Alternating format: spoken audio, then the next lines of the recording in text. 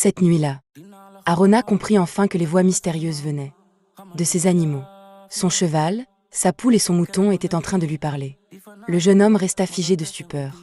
Puis le cheval s'approcha doucement et déclara : « Arona, tu nous as toujours nourris et protégés. Aujourd'hui, c'est à notre tour de t'aider. » La poule ajouta : « Tu as honoré la promesse de ta mère.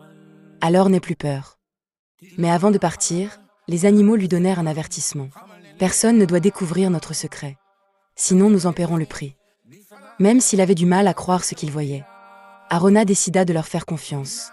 Le lendemain matin, il se présenta devant le roi Théodore.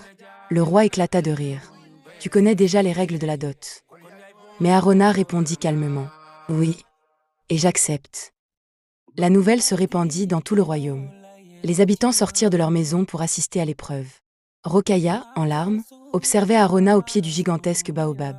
Puis, le roi leva son fusil. Premier coup. Mais Arona resta immobile sur l'arbre. La balle ne l'avait pas touché, sans que personne ne le voie. La poule battit violemment des ailes. Et un vent puissant dévia la balle. Le roi rechargea immédiatement son arme. Deuxième coup. Cette fois encore, Arona survécut. Au même instant, le cheval frappa le sol avec une force incroyable. La terre trembla sous les pieds du roi Théodore. Et son tir rata complètement sa cible. Fou de colère, le roi prépara une dernière balle. Troisième coup. Mais soudain, un immense nuage de poussière envahit tout le village. Le roi tira malgré tout. Quelques secondes plus tard, la poussière disparut lentement. Et devant tout le royaume, Arona descendit du baobab sain et sauf. Les villageois explosèrent de joie. Arona avait gagné. Mais le roi Théodore refusait d'accepter cette humiliation. Alors il déclara : « Je te donnerai ma bénédiction.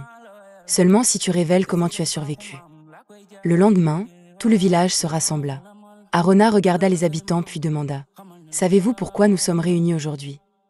Tout le monde répondit : « Oui. » Alors Arona sourit : « Puisque vous le savez déjà, il est inutile de l'expliquer. » Le roi, frustré, donna un ordre secret aux villageois. « Demain, répondez non. » Le lendemain, Arona posa la même question, et tous répondirent « Non. » Alors Arona déclara calmement : « Puisque vous ne savez pas pourquoi nous sommes là, inutile d'en parler. » Le roi devenait fou de rage. Le troisième jour, il ordonna à la moitié du village de répondre oui, et à l'autre moitié de répondre non. Quand Arona posa encore sa question, le village se divisa. Une moitié cria « Oui » et l'autre « Non ».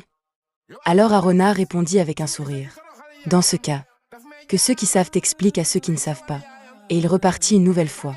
Le roi Théodore comprit finalement qu'il ne réussirait jamais à découvrir le secret d'Arona. Il accepta donc le mariage avec Rokhaya pour respecter sa parole.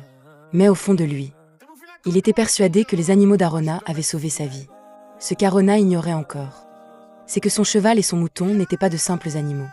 Ils étaient autrefois le roi et la reine du royaume. Et la poule était sa propre grande sœur.